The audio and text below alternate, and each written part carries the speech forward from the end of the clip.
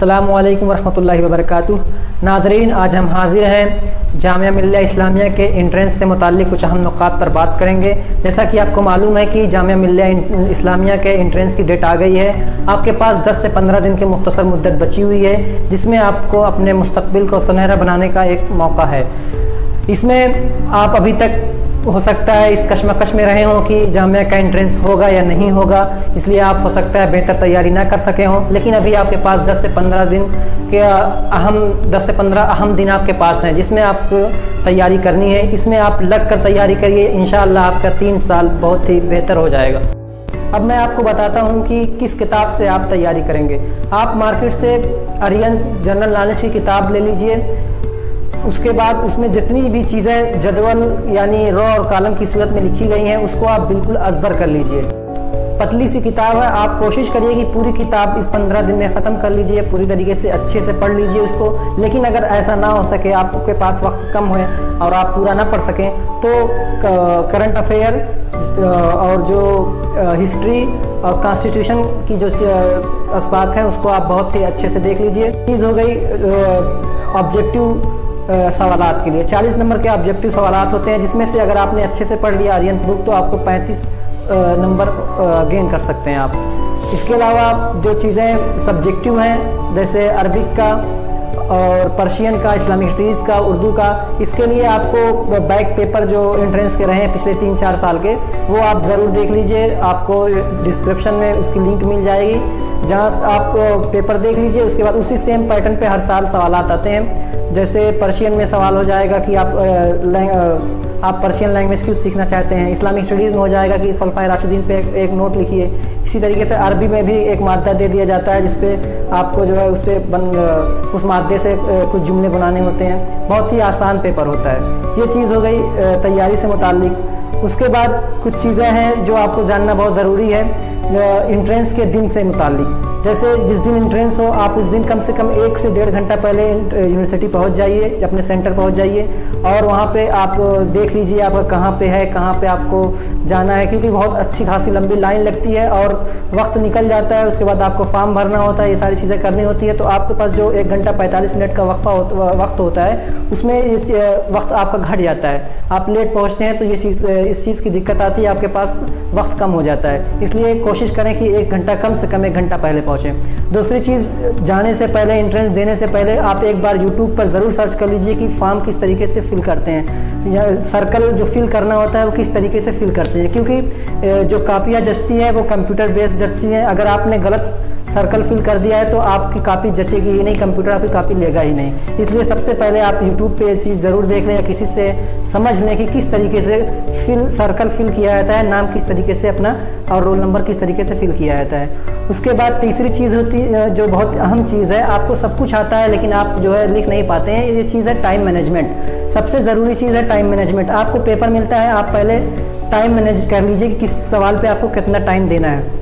मेरा मशवरा आपको ये है कि आप जो ऑब्जेक्टिव सवालात हैं 40 नंबर के, उसको आप पहले करिए। आप अगर सब्जेक्टिव के करने लगेंगे तो आपको ऑब्जेक्टिव करने के लिए लास्ट में बहुत कम वक्त मिलेगा और अक्सर लोगों का ये चीज़ छूट जाता है। इसलिए आप जल्दी पहले ऑब्जेक्टिव सवालात कर लीजिए। और एक और मेरा मशवरा है कि कोई सवाल छोड़िए मत। जैसा कि 2.25 नंबर माइनस मार्किंग है, लेकिन ऐसा बहुत कम ही होगा कि 4 सवाल आप टिक करेंगे, उसमें से 1 सवाल भी सही ना हो। इसलिए मेरा मशवरा ये है कि आप सारे सवालात को टिक करें और पहले ऑब्जेक्टिव करें। उसके बाद आप जो है सब्जेक्टिव की तरफ बढ़ें। और सब्जेक्टिव में किसी भी सवाल को इतना ज़्यादा लंबा चौड़ा लिखने की ज़रूरत नहीं है, क्योंकि अगर 10 नंबर का सवाल है तो 10 ही नंबर मिलेंगे, चाहे आप 1 सफ़ा लिख दें। इसलिए टाइम से कम टाइम मैनेज करिए कि किस सवाल पे कितना वक्त देना है। और ज़्यादातर सवालात वही होते हैं जो पिछले साल आए हुए होते हैं, इसलिए जब आप पिछले पर्चे देखे रहेंगे तो आपको पता रहेगा कि सवाल को कितना बड़ा लिखना है और कितना किस सवाल पे वक्त देना है। ये चीज़ें ऐसी है जो आमतौर से लोग नहीं जानते हैं, जिसकी वजह से टाइम मैनेज नहीं कर पाते हैं, उनके सवालात छूट जाते हैं। दोस्तों, ये कुछ चीज़ें थी जो मैं समझता था कि आपको जानना ज़रूरी है, इसलिए मैंने आपको ये चीज़ें बता दी हैं। अगर आपने अभी तक तैयारी करना शुरू नहीं किया है तो आज से आप तैयारी करना शुरू कर दें। अभी आपके पास 10 से 15 दिन का वक्त है और ये 10 से 15 दिन आपकी ज़िंदगी के वो 10 से 15 दिन है जो आपकी ज़िंदगी का रुख बदल के रख देंगे। इसलिए आज ही से टारगेट करिए, आज ही से वक्त बनाइए कि कितना आपको पढ़ना है हर वक्त आप पढ़ने की कोशिश मत कीजिए, लेकिन एक वक्त बनाइए, उसमें आप पढ़िए। 10 से 15 दिन आपकी ज़िंदगी का रुख बदल कर रख देंगे। और मैं उम्मीद करता हूँ कि आप इंशाअल्लाह ज़रूर मेहनत करेंगे और ज़रूर हमारे साथ जामिया में मिलेंगे। इंशाअल्लाह हम आपके बेहतर मुस्तकबिल के कोशा हैं। वस्सलाम। तो साथियों, हमारे दोस्त सैफुल इस्लाम ने आपके सामने बहुत ही अच्छे तरीके से सारी बातें रख दी हैं कि हम कैसे ख़ासकर जामिया मिल्लिया इस्लामिया के लिए इन्होंने तवज्जो दी है। तो मैं आपसे कुछ बातें एमयू से भी रिलेटेड अर्ज़ करना चाहूँगा। वैसे तो बहुत सी चीज़ें 90% चीज़ें इन दोनों यूनिवर्सिटीज़ में कॉमन ही है कि हम कैसे तैयारी करें। दोनों यूनिवर्सिटीज़ या जितनी भी यूनिवर्सिटीज़ के लिए हम प्रिपरेशन कर रहे हैं, मान लीजिए BHU हो गई, DU हो गई या कोई और हो गई, तो इसमें आप बखूबी जानते हैं कि लगभग 90 से 95% चीज़ें कॉमन ही हैं। थोड़ा बहुत सिलेबस आपको चेंज होगा वहाँ पे, और सारी चीज़ें जैसे सेल्फ कॉन्फिडेंस हो गया, मोटिवेशन हो गया, डेडिकेशन हो गया, ये सब चीज़ें आपको हर जगह सेम मिलेंगी। तो अगर आप यूनिवर्सिटीज़ के लिए प्रिपरेशन कर रहे हैं तो मुझे ये पता है कि आपके मन में एक कुछ ख्यालात ये ज़रूर आते होंगे कि आखिर मैं एमयू के लिए या जामिया के लिए या DU BHU के लिए आखिरकार मैं प्रिपरेशन क्यों कर रहा हूँ, मेरा मकसद क्या है, मेरा मोटिव क्या है यहाँ पे एडमिशन लेने का। और दूसरी बात, आप खुद ब खुद जानते होंगे, अपने अंदर आप झांकते होंगे तो आपको पता चलता होगा कि मेरे अंदर आखिर क्वालिटीज़ क्या हैं और मेरे अंदर कमियां क्या हैं कि जिनको मैं दूर करके यूनिवर्सिटीज़ के लिए या किसी और बड़े एंट्रेंसेस के लिए मैं प्रिपरेशन कर सकूं। दोस्तों, इसमें एक चीज़ आपके अंदर ज़रूर होनी चाहिए, सेल्फ़ कॉन्फिडेंस। अगर आपके अंदर आत्मनिर्भरता है, सेल्फ़ कॉन्फिडेंस है कि हाँ मैं ये कर सकता हूँ, जब सामने वाला बंदा क्वालिफाई कर सकता है एंट्रेंस, वो भी तो एक इंसान ही है, मैं भी एक ह्यूमन हूँ, कोई रोबोट तो हूँ नहीं, तो मैं क्यों नहीं कर सकता। अगर सामने वाला बंदा कर रहा है तो मैं भी इंशाल्लाह कोशिश करूंगा और मैं क्वालिफाई करूंगा। तो क्वालिफाई करने के लिए आपको इंट्रेंसेस के पैटर्न पता होने चाहिए।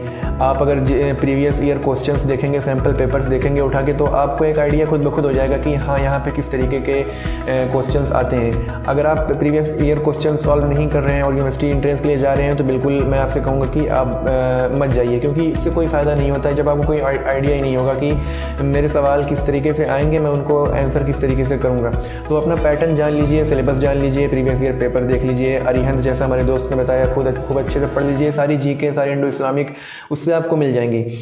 नाज गाइड भी एक बुक आती है, एमयू में अच्छी खासी प्रिपरेशन उसी से हो जाती है। नाज गाइड एक, उसमें सारी इंडो इस्लामिक से रिलेटेड चीज़ें आपको और GK से रिलेटेड चीज़ें आपको वहाँ पे मिल जाएंगी। और दूसरी चीज़, आपको दोस्तों अपनी स्ट्रीम सबसे पहले डिसाइड करनी होगी कि मैं अगर यूनिवर्सिटीज़ की प्रिपरेशन के लिए जा रहा हूँ तो मैं अपनी स्ट्रीम कौन सी लूँ, आर्ट्स लूँ, कॉमर्स लूँ, साइंस लूँ, मैथ्स लूँ, ये पहले आपको डिसाइड करना होगा। क्योंकि वहाँ पे जाने के बाद इंसान कंफ्यूज हो जाता है, क्योंकि मेरे साथ ये खुद हो चुका है। साइंस में वेटिंग भी बहुत लोगों का आ जाता है, क्लियर नहीं हो पाता है, तो उस डर से ले लेते हैं कि पता नहीं अगली बार मेरा हो पाए या ना हो पाए, तो कॉमर्स में ले लेते हैं। तो ऐसा ना करें दोस्त, आप पहले से अपना मूड बना लें, डिसाइड कर लें कि मुझे लेना क्या है, वहाँ पर जाके मुझे अपना फ्यूचर बनाना क्या है, मेरी प्लानिंग क्या है, आगे मैं क्या करना चाह रहा हूँ, क्या पढ़ना चाह रहा हूँ। तो उससे आपको बहुत फ़ायदा मिलेगा तैयारी करने में। तो तैयारी कैसे करें, हम स्टडी प्लान कैसे बनाएं, लगभग सारी बातें बताई दी हैं हमारे दोस्त ने, लेकिन फिर भी थोड़ा सा मैं आपके सामने बात रख दूं।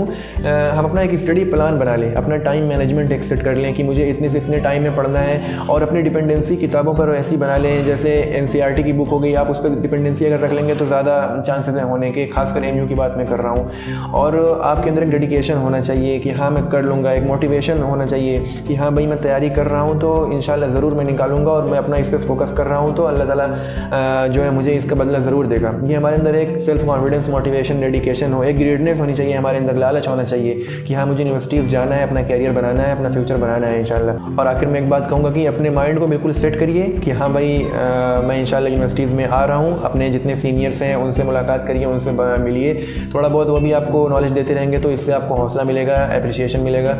और एक चीज़ ये कि बिल्कुल फ्री होकर एग्ज़ाम दीजिए, एकदम टेंशन न लीजिए, बिल्कुल इस चीज़ का ख्याल दिल से निकाल दीजिए कि मेरा यूनिवर्सिटीज़ में ना हुआ तो यार मेरे घर वाले क्या बोलेंगे, मैं कैसे फिर आगे कहाँ पढ़ूंगा, कैरियर क्या बनाऊंगा। और अगर ना भी हुआ तो इसमें कोई घबराने की बात नहीं है, आप अगली बार दे सकते हैं, चांसेस बहुत मिलते हैं, लाइफ हमें बहुत चांसेस देती हैं, बस हम उनको ले नहीं पाते हैं। तो आप जो है अगली बार दे सकते हैं, लेकिन आपका मकसद ये हो कि मुझे इसी बार निकालना है, मोटिव आपका यही हो, तभी आप जो है सक्सेसफुल हो सकते हैं दोस्त। तो ये कुछ बातें थी जो हमने और सैफुल इस्लाम ने मिलकर खासकर अलग अलग वीडियो इसलिए बनाई कि वो जामिया के स्टूडेंट हैं, मैं एमयू का स्टूडेंट हूँ, तो कुछ चीज़ें रह जाती हैं, इसलिए हमने अलग अलग वीडियो बनाकर आपके सामने बातें रख दी हैं। डिस्क्रिप्शन में आपको प्रीवियस ईयर पेपर्स की लिंक मिल जाएगी एमयू की, और आप अगर कुछ और पूछना चाहते हैं तो कमेंट में आप रिप्लाई दे सकते हैं। थैंक यू, शुक्रिया।